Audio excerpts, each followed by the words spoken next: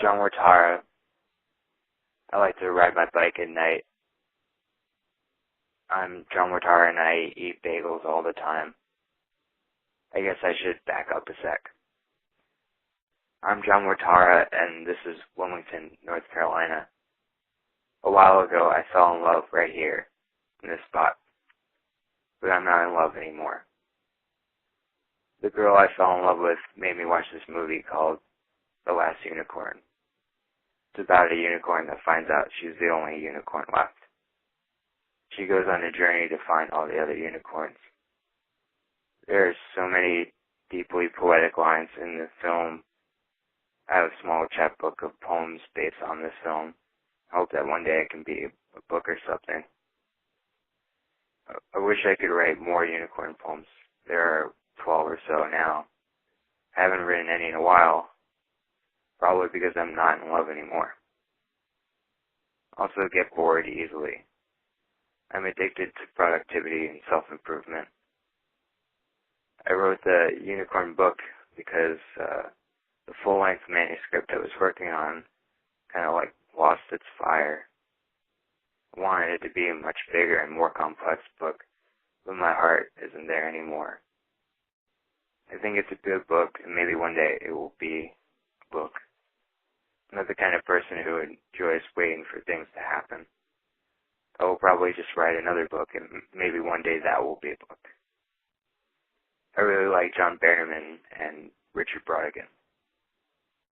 John Berryman for the way he distorts and manipulates the language with an amazing emotional resonance. And Richard Brautigan because some of his stories are so magical and so strange, and they feel like they're real somehow. The first CDs I ever owned were the Space Jam soundtrack and No Doubt's Tragic Kingdom. They were given to me because my sister didn't want them anymore.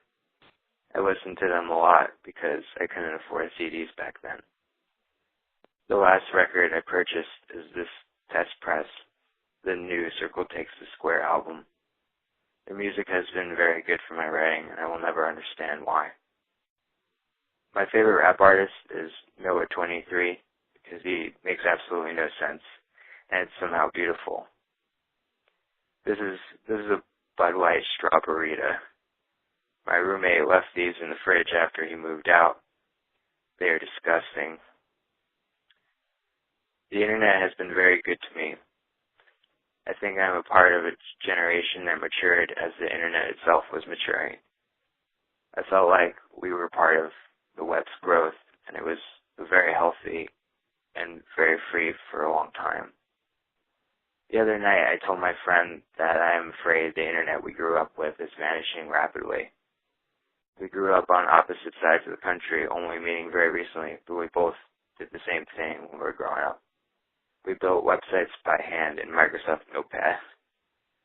My major gripe is that I am tired of being sold things based on arbitrary interpretations of my data. I'm also tired of web services not collaborating and growing with their users like they used to. But that's the negative side. The internet has let me be creative in ways I never thought possible. I built relationships with people I still haven't met in real life. I'm currently working on a webzine that will feature some of those people. My worldview is pretty simple. I feel like the human brain is powerful enough to convince itself of nearly anything. Like you can just choose to believe the world is awesome, and it will be awesome. Or you can believe the world is terrible, and it will be terrible.